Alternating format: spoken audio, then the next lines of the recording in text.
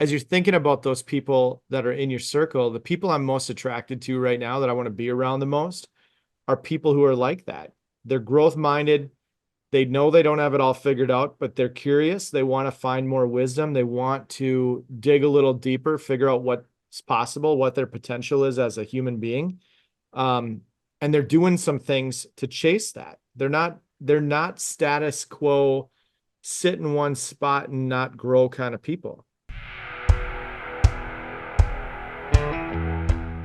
Hey guys, welcome back to another episode of the Grit Meets Growth podcast, where we bring you inspiration and insights focused on getting uncomfortable, making things happen, and creating a magnetic life.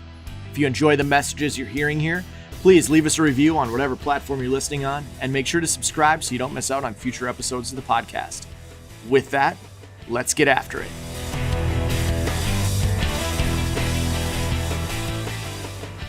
Everybody's put in our life for a reason at the time that we need them to be there.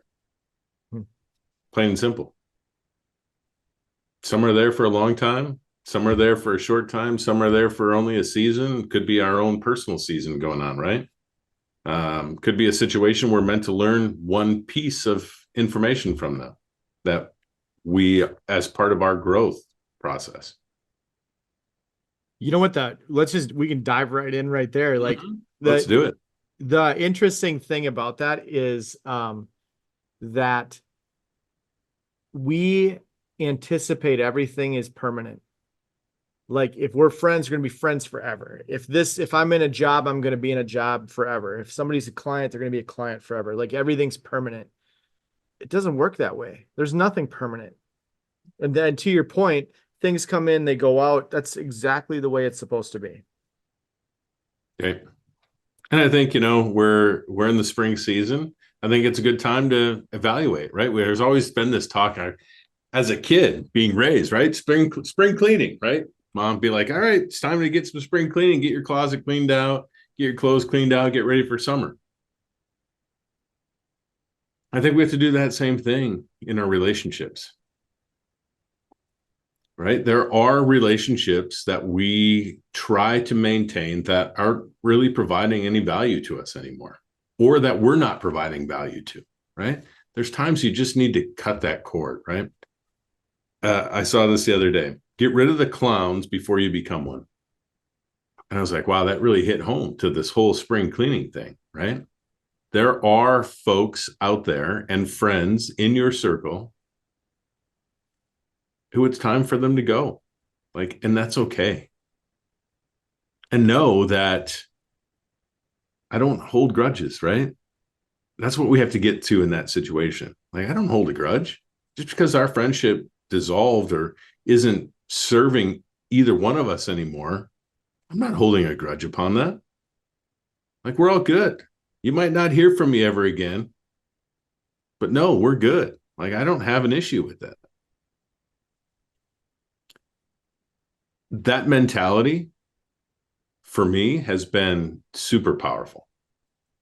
This topic of spring cleaning, I think, is interesting because I think it's coming up. I got to look at a calendar, but the neighborhood we live in, once a year, you can put you got a 4x4 space at the end corner of your driveway. You can put whatever you want in it, and whatever you put there, it's going to be gone by Saturday morning at noon.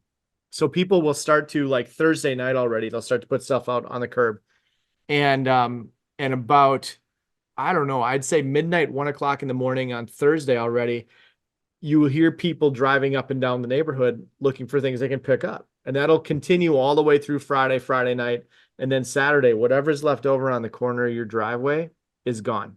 They come and they grab it and it's finished. And I think about it, I get excited about spring cleaning from that perspective. I get to get rid of some stuff. Mm-hmm. Part of it is getting rid of some stuff means maybe you simplify.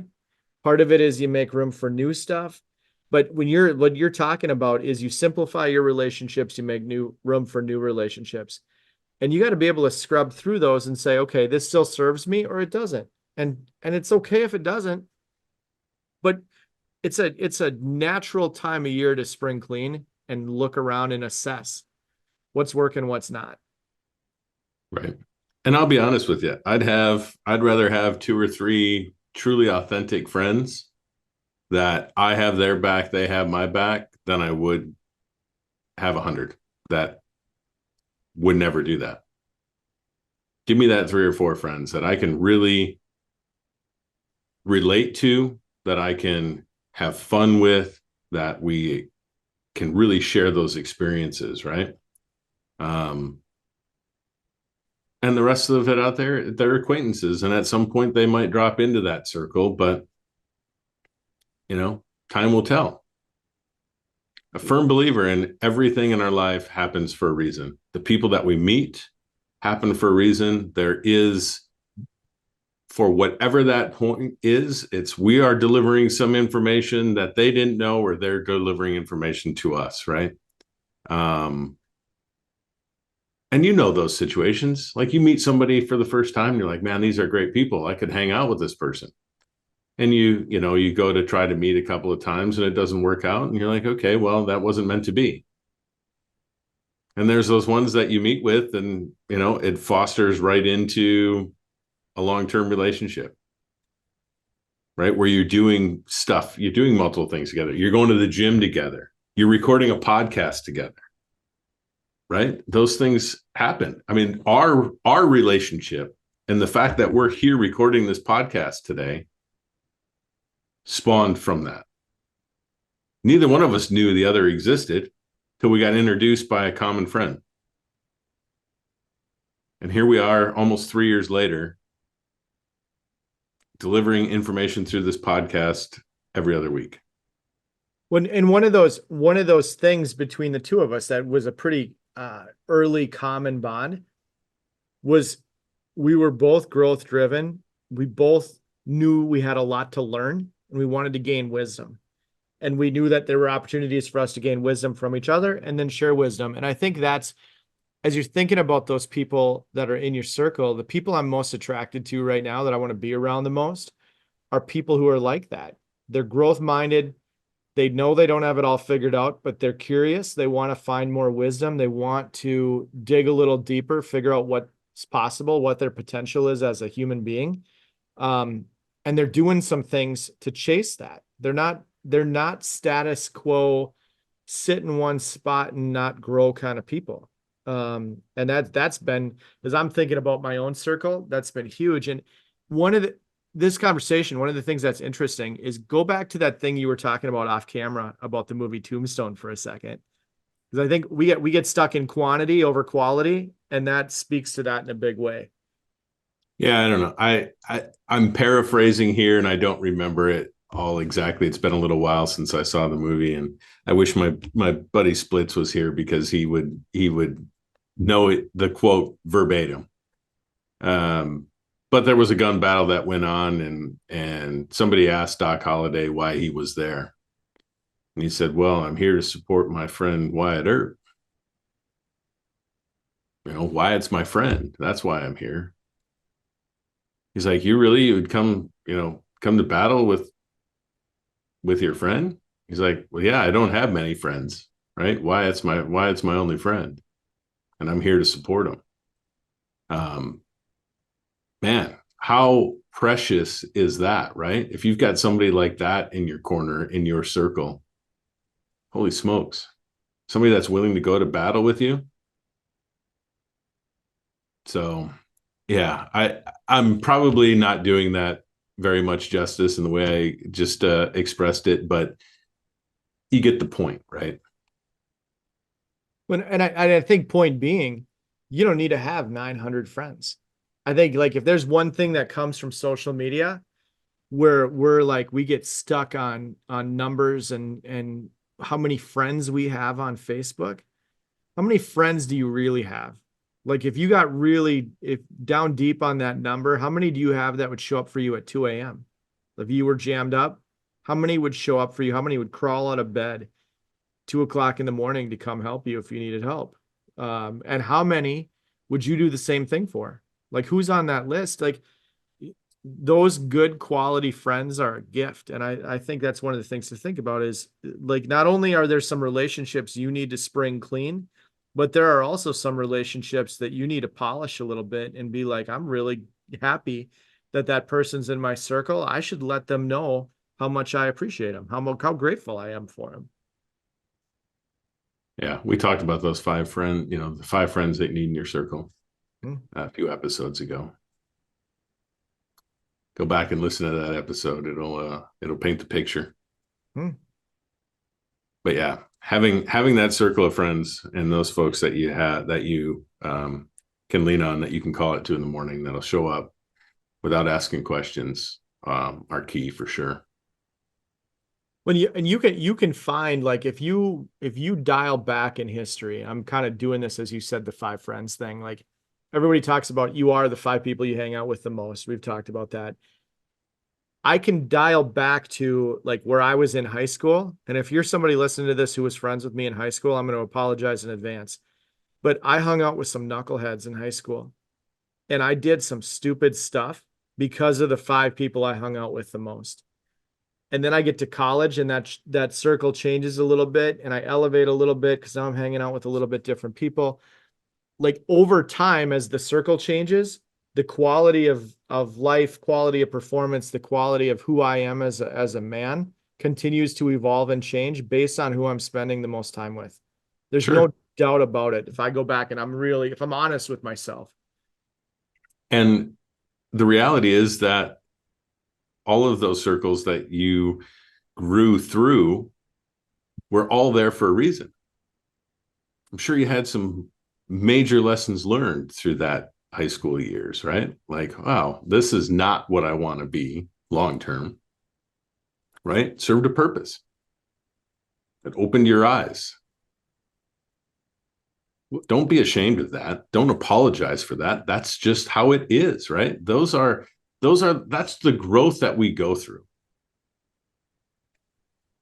right? It's easy to look back at it, in your rearview mirror. But the reality is the way forward is where you're going. And everybody that's put in your path is put there for a reason. We don't even always know what that is until we look at it in the rear view. And so take that a step further. Your past does not dictate your future. And I think there's plenty of people, and I've probably been in this boat at some points in my life. We get stuck on our past and who we were a year ago or who we were 5 years ago or how we grew up or whatever that is. Some of the paradigms that sets up for us, some of the things we believe is true about ourselves, and like our own self-image. We build our self-image on where we've been in the past, and then we perform at that self-image, and that doesn't always do well by us. Like, there's a lot of things, if I only look at who I was in the past, that's not going to take me to where I want to go. You learn your lessons, like you talked about. Learn your lessons from the past, spend a little bit of time looking in the rearview mirror, but then look forward and don't let that past version of yourself dictate where you're going. Yeah. And, we can't spend too much time looking in the past because the future is clicking away at such a rapid pace, right? I mean, I think as we move this conversation forward, the biggest mistake that we make is thinking that we've got time. Right? I've got time to be able to change that. I've got time to be able to do that. Well, you don't. I mean, I'm looking at this year going, how in the heck are we in the middle of April already? Like, we're 2 weeks away from May. How is that even possible? Right? We need to live in the moment. Live for today. Right? So many of us sit here and think about our friends and that group and what are we going to do and where are we going to go? Like, do it. Go and do it, right? Be present. Be present with your family, with your friends. Be in the moment. Live in that moment. Be kind. Love more. And live now. Because you might not get that opportunity. And that goes for you at no matter what age you are, right? That's not just an old person thing. Like, live now. Make those decisions, make the plans, and go and do what you want to do. Someday, stop the daydreaming of, oh, someday, or, I want to go do this. Make it happen. Make the change. Do what you have to do in your life to make that change, to make it possible to do what you want to do. Someday is a dangerous place to spend your time. Like, I'm going to do that someday. You will kick that can down the road, and eventually the can will get run over by a car, and it's someday is gone. Like, you Right. don't have someday. Like, at some point, you got to get real with yourself and be like, I'm not going to do it someday. I'm going to do it now. Or like, or maybe you don't actually want it. Like, if you don't want it bad enough to start it right now, maybe you don't want it that bad in the first place. But you have to have a gut check moment with yourself about all this stuff that you keep saying someday to. Do you really want it or not? Because at some point, if you don't make the move now, you're going to lose. The window of opportunity is closing. Whatever it is that you want, we assume the window is always going to be open. It's not the way it works. The So successful people in our world make decisive decisions and move forward every single day, right? We do the difficult things. We do the things that we don't want to do. Like if I'm prioritizing my day, I start with the shit that I don't want to do. Get it knocked out. And I don't have to worry about it. Right? I go to the gym in the morning and work out because I don't want to have to think about it any other time during the day. I can get out of bed, go to the gym, get my workout in. Done. Check it off the list. And I'm here to tell you there are plenty of days. There are probably more days that I don't want to go than I do want to go. But I still go. I do those difficult things every day. I start my day with that difficult thing. I start my work day same way. Get the shit that I don't want to deal with out of the way first. but And I make a list. And I'm a kind of guy that I need a list and I need to check it off. Like it's that dopamine hit that I get when I check it off the list, right? That allows me to go to the next thing. and some days you're gonna have some days where you stack all the pieces in the perfect order and everything flows exactly the way it's supposed to. Other days it's not going to be in the perfect order and you're going to have to make some choices about you're going to do it anyway. Like on Saturday, I had breakfast with some buddies, 7:30 in the morning. Had a great breakfast, eggs, little English muffin, got done with that. And based on how the day laid out, breakfast was first, my run was right after that. And there's probably, if I rewound that and thought about how much I ate for breakfast to go right from that into a run, super dumb. Um, but I had to get the run done, right? So now I'm at this like crossroads moment where I'm like, I got an excuse. I just ate breakfast. I'm kind of full. I can't run on a super full stomach. So I should maybe just skip it. Well, no, like suck it up, woodchuck. Like you got to go.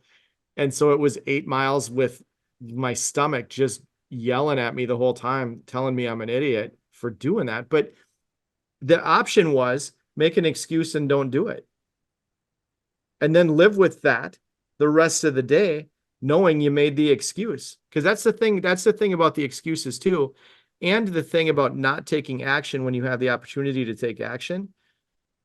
It's not just the moment where you make the excuse that feels crappy. It's like the next day or the next month or years down the road where you're like, I wish I had or I should have. It's not, you're going to pay a price that's bigger than what you think by not moving when you have the opportunity to move. Yep. We talk about it a lot in the motorcycle world. Buy the motorcycle, take the trip. Make the trip. Stop talking about it and just do it. What do you got to lose? Everything. Everything. That's a complete paradox shift, though, thinking of it that way. You have everything to lose and everything to gain. But you got to take the action.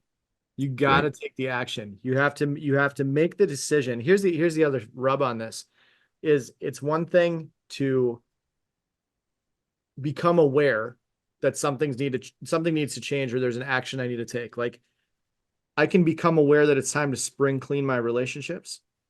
Can be time aware of the fact that it's time for me to get rid of something. I can become aware of the fact that I want to take the trip on the bike. I want to buy the bike and take the trip, right? Becoming aware of those things is the first step. But unless you take the action to spring clean the relationships, to pull something out of your life you want to get rid of, to add something, or to buy the bike and take the trip, until you take the action, you haven't done anything. And the interesting thing is, if we get in tune with our bodies and with our minds, that stuff all becomes crystal clear. And I think by doing those actions more often, creating the discipline around those types of actions makes us more aware and more ability to take action on what we're seeing and our body is feeling. How many times have you been in a friendship where they call you up to do something and you're like, I really don't want to go do that? Like, you find every excuse in the book, right? That friendship is probably not giving you what needs to be given any longer, right? It's probably run its course. Especially if you're having that feeling more times than not. Just time to move on. And there's nothing wrong with that. You got to hand yourself the permission slip to do it. And just to understand that it's okay, and then make the move. We've said it in the past. Everything you say yes to is a no to something else. You only have so much time, so much energy, so much space in your life for anything. Work, relationships, play, all of those things.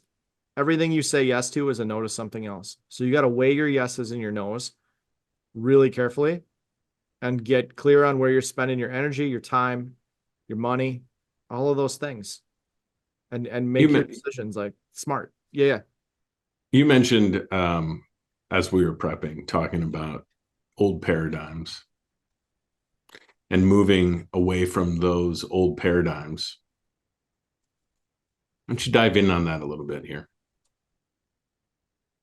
I think I got one in particular. I think, like, we grow up and we have things that we saw, things that we grew up with, people who said things to us when we were younger that plant seeds.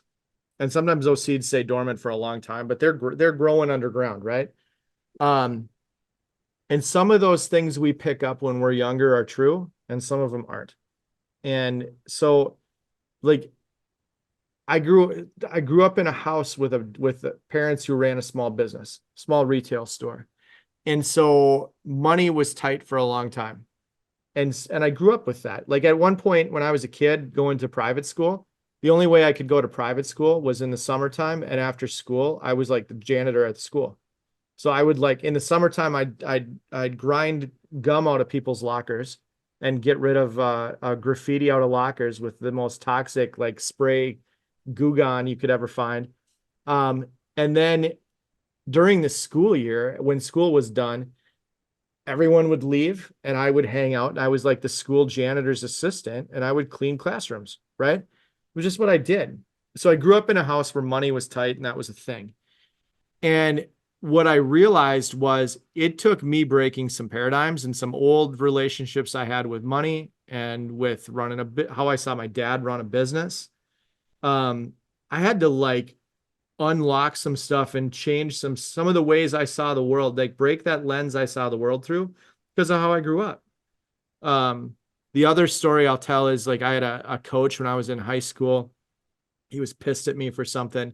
And as we're walking down the hallway in school, he looks at me and he's like, Kamatis, you're so weak, you couldn't even carry my golf bag.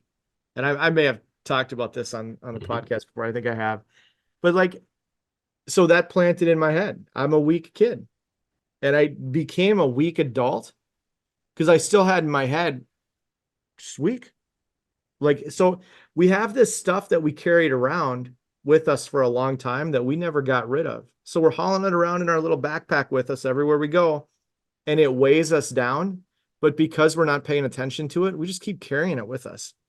That's where the paradigms, that old stuff we grew up with, that's maybe not true, it's dictating how we show up in the world, and it doesn't have to. So if we focus on the positive aspects of that, because there's a lot that you learned out of those, both of those situations, and use that to drive the paradox, the paradigm shift, right? Mhm. It's just a matter of where we focus our energy, right? Getting rid of it doesn't necessarily mean throwing it out. Getting rid of it sometimes means I just need to focus on the positive energy side of that. And eventually it dies, right? Eventually that bad shit just dies on the vine, I think it goes back to you learn the lessons you need to learn. Like I right? learned, I learned a lot of really good things being the high school janitor for a year.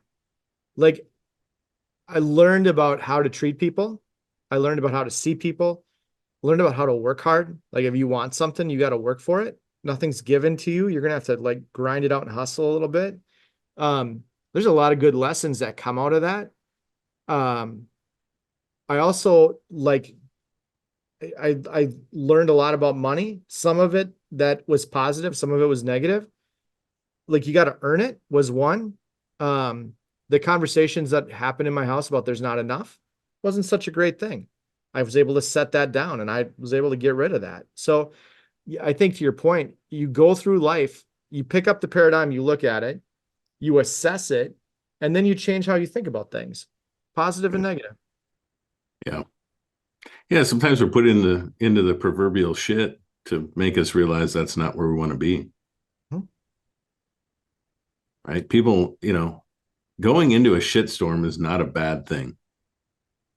Like we shouldn't be afraid of that. Like there are times where shit's going to get dark. It's going to get bad, right? But it's for a reason. We don't always know that while we're going through it, right? But I know I can tell you this from experience. If you just keep putting one foot in front of the other, you'll get through it. You'll come out of it. I don't know about you, but the storm always ends. Might go on for a couple of days, but at some point the sun comes out. Your point about needing the storm, I'm going to go right to yesterday. It's spring in Minnesota. It rains. There's thunder. Like it rained a lot yesterday. Ton of thunder. It's loud. Winds blowing. Like it's like pretty intense at points. And then it passes by, and I walk out this morning, and the grass in my yard is green. But it doesn't get green unless the storm comes. Right. Without the rain, the grass doesn't get green, but you had to get through it. And it was a day and you're through it and the grass is green. Life's a lot like that, man. Absolutely. Yeah. And not only green, but emerald green. Like I love this time of year because the grass, when it first greens up like that. And I'm going to tell you this, it doesn't matter how much water you pour on it out of your faucet, right? Or your sprinkler system. It will never green that grass up like nature does. When it rains, it is amazing what it does for our lawns. And listen, the trees are popping. Like there's a bunch of green about to come out. And I wouldn't doubt if these trees really leave out by the weekend. We get a little bit of sun now. It's going to be like bada bing, bada boom. Let's Good go. Let's go. times. It is good times. So go find a storm, dig in, do the difficult stuff, work on yourself, create your best circle of friends, and Enjoy this. don't let time pass you by. Take the action, live today, and be present. Enjoy the spring cleaning, man. Right on. Like take the opportunity to spring clean a little bit and set yourself up for what's coming next. Time to freshen up, live life. So you know what to do. Make it a great day and get after it. That's a good conversation, man. Talk to you soon. Later. That wraps it up for today's episode. Thanks for tuning in. Thanks for being part of the Grit Meets Growth tribe. And thanks for growing along with us and being part of this journey together. If you know someone who needs to hear the conversation we had today, please share it. If you got something out of this conversation, please leave us a review. And finally, if you want to make sure you don't miss future episodes, just remember to subscribe. We're thankful for each and every one of you. And as my co-host and good friend Chris Cathers always says, make it a great day.